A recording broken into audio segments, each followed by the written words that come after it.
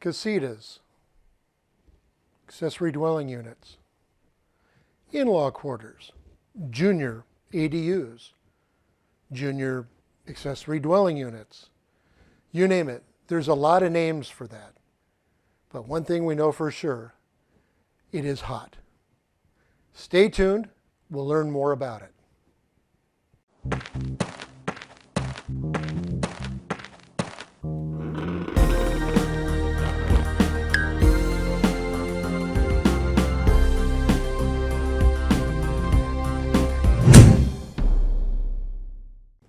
Hey, thank you for joining me in this episode of the Renovation Nation.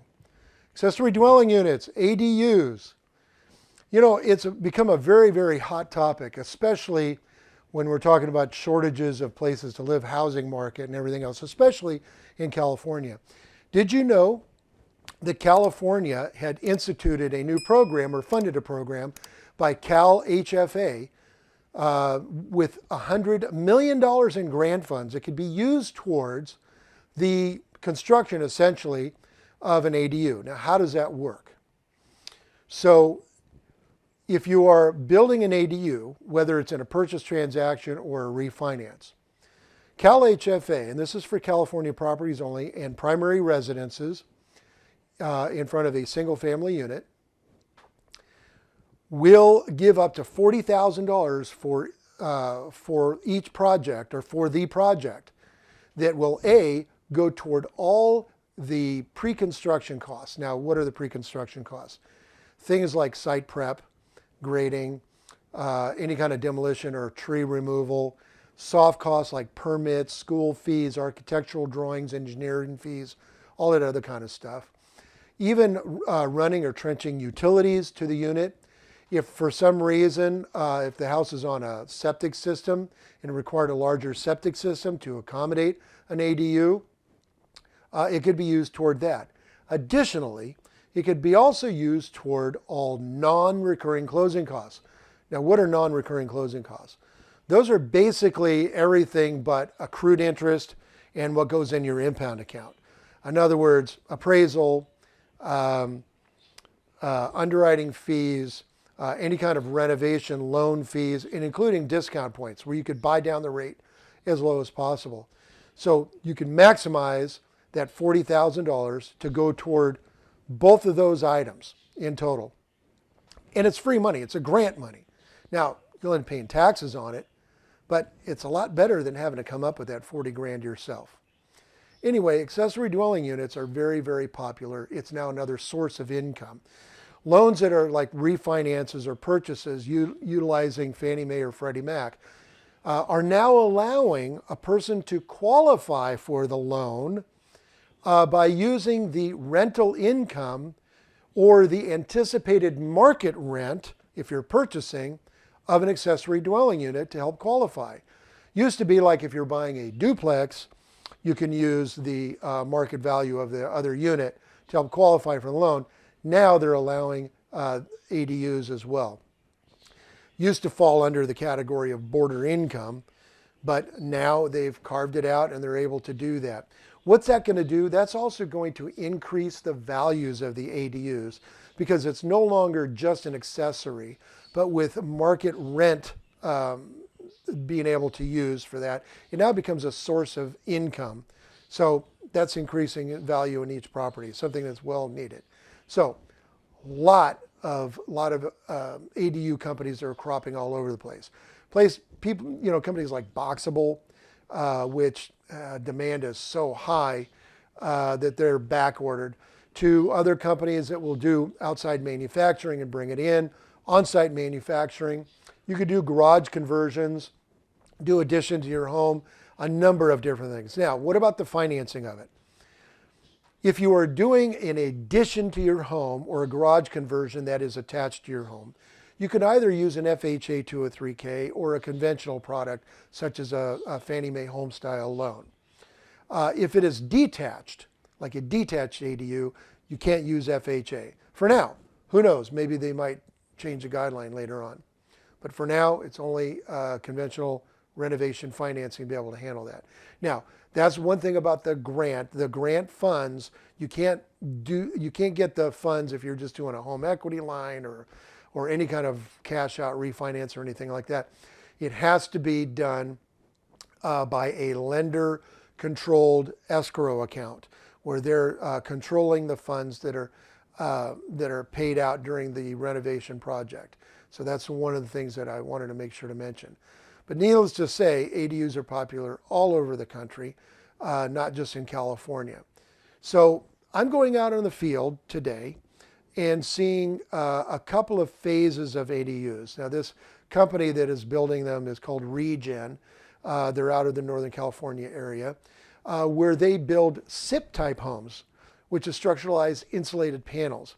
You'll see a little bit more about that, but it basically comes, pre-cut and everything, and it's assembled on the site. Now, you might have a contractor that'll do all the site prep and everything, and then you could buy the home and put it on. You might deal with a ADU contractor company that does everything from the site prep to the design to the permits, all that kind of stuff. It's becoming a lot more popular. Anyway, stay tuned and watch this video. Hey, I'm here in location. Here is a starting of an ADU project, and we're actually going to see two of them. One, this is kind of at the very beginning stages, but these two projects are by a company that's located in the Vacaville, Fairfield area in Northern California called Regen, Regen Housing, but it's Regen, R-E-G-E-N. And this particular type construction they're doing is an ADU, accessory dwelling unit, which is kind of the hot thing in California altogether, especially since there's a Cal HFA grants and stuff, and a lot of people are going for it. Here, what you're seeing here is just kind of the beginning stages. It looks like they poured the foundation on this accessory dwelling unit, and they're getting ready to start doing the framing. Now, the framing for this type of housing is going to be a little bit different, and we're going to stop off in another place and kind of see something I think is going to be a little bit more put together. This is pre-framing. It looks like we have the foundation and the flooring, but this particular company uses SIP construction, or structuralized insulated structuralized insulated panel, which we might be able to kind of see a little bit more about what it's about, but I don't know what the secret sauce is and all of that. There may be OSB paneling on the outside, but the inside is filled with, like, I guess, kind of a concrete foam or whatever. It's fire retardant, very well insulated, very strong structure, and is done, basically it's the walls and everything are all designed inside the factory, and then it's shipped on site and assembled on site. So this property happens to be in Northern California, and you can see it's, they just did some tree clearing. They had to do basically some site prep. You can see it's on a going to be on a raised foundation here to make it even, and very, very popular in what they're going to be doing here in California altogether. Anyway, off to the next house. Okay, so here I am at the other location. I am out in front of one that is ready for the drywall on the inside. This is another Regen product to kind of get an idea of what this house looks like. We talked about structuralized insulated panel. Right here, kind of they're using this for a step, but this is probably a good example of what that material is. It's kind of a foam type stuff between plywood, and it is very, very sturdy. It's what they've put this house together with. Let's take a look and see what it looks like on the inside.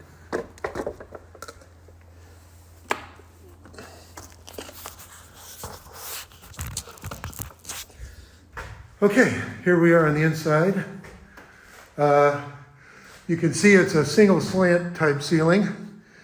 This appears to be probably in the realm of between 700 and 800 square feet. You can see that this is probably going to be like a entryway. By the looks of it, it might be like kitchen kind of area. This will probably be like the living area.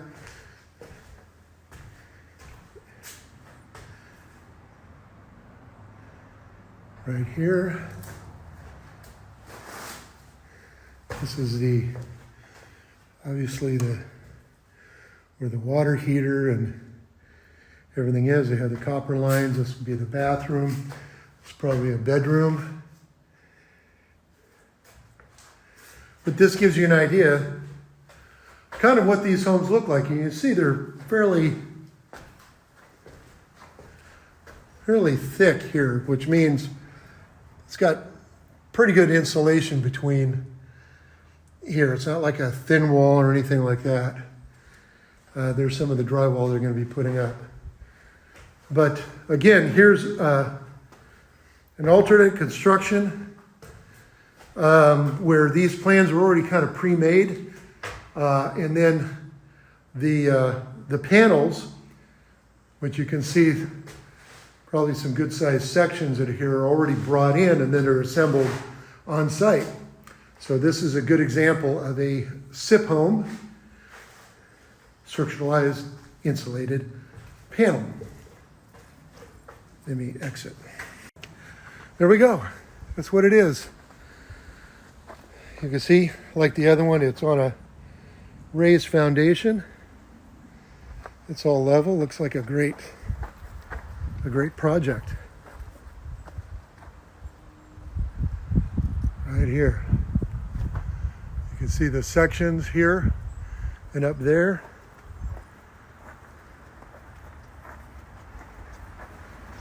Very good.